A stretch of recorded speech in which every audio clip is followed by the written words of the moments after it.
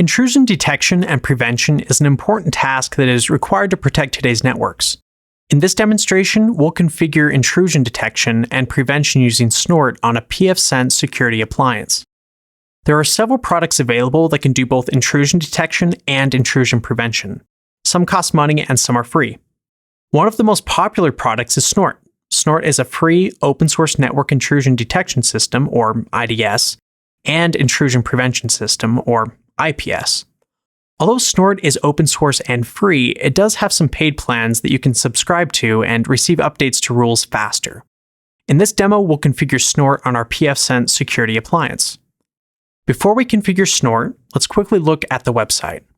As we scroll down, you see that you can manually download Snort for various operating systems and distributions. Snort is available for Fedora, CentOS, FreeBSD, and Windows. In the second step, you must get what is called an OINC code.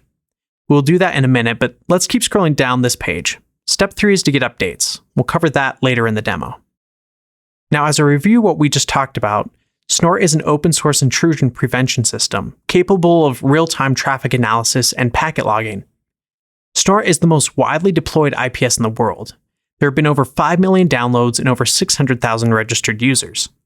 To use Snort, you must first get an OINC code. We'll go to our account.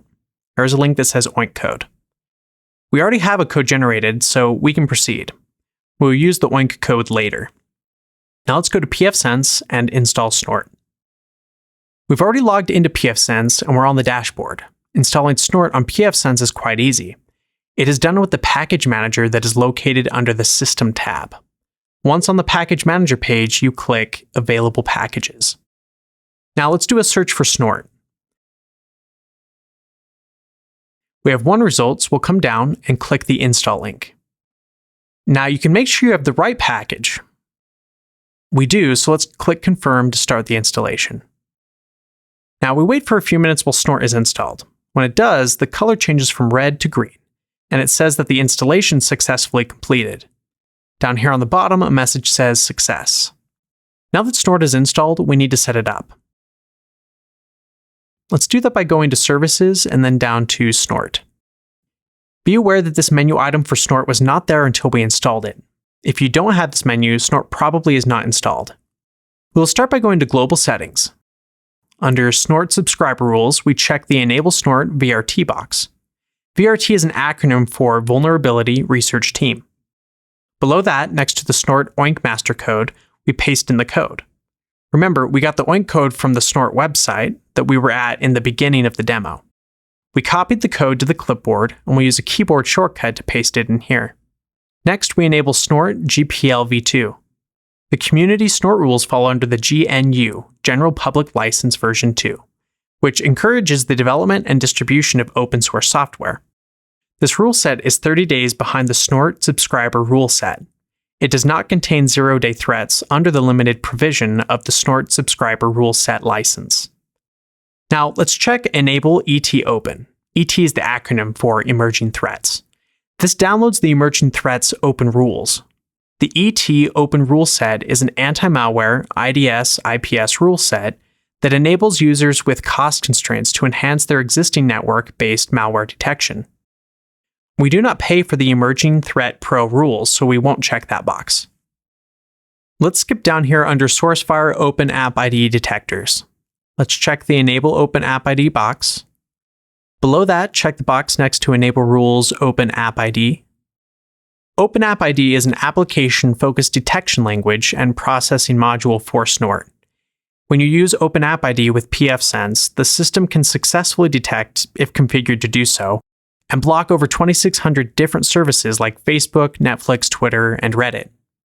For our rules update settings, we set the update interval to 1 day. For update time, we set it to 2 a.m. Let's check the Hide Deprecated Rules Categories box. This removes old and outdated rules. Under General Settings, remove Blocked Hosts Interval. We change that to 1 hour. Now you might think that we should block hosts forever if they are malicious. But the problem is that often these are coming from spoofed IP addresses or from addresses that may be used by legitimate users very soon, so we will block only for 1 hour. We'll check the box for startup, shutdown logging. We want to know who and when Snort is being started and stopped by. That wraps up everything for this page. We'll click Save. Now that we have the rules figured out, we need to assign these rules to the WAN interface. We'll go to the Snort Interfaces tab and come down here to the right and click the Add Link. Under General Settings, we want to make sure that Enable Interface is checked. We see that it is. Make sure you have WAN selected under Interface. This is the traffic we want to inspect. For description, we enter WAN. We want to keep it obvious and simple here. Under Alert Settings, we check the box to send alerts to System Log. This will send alerts to the firewall log. We check the Block Offenders box. If an offender creates a Snort alert, they will be blocked. For the IP to block, we block the source IP address. There's nothing more we want to do here. We'll come down here and click Save. Now we want to check the box to enable the WAN interface. Under Snort Status, click Start Snort. That's it for this demo. In this demo, we configured intrusion detection and prevention using Snort on our pfSense security appliance.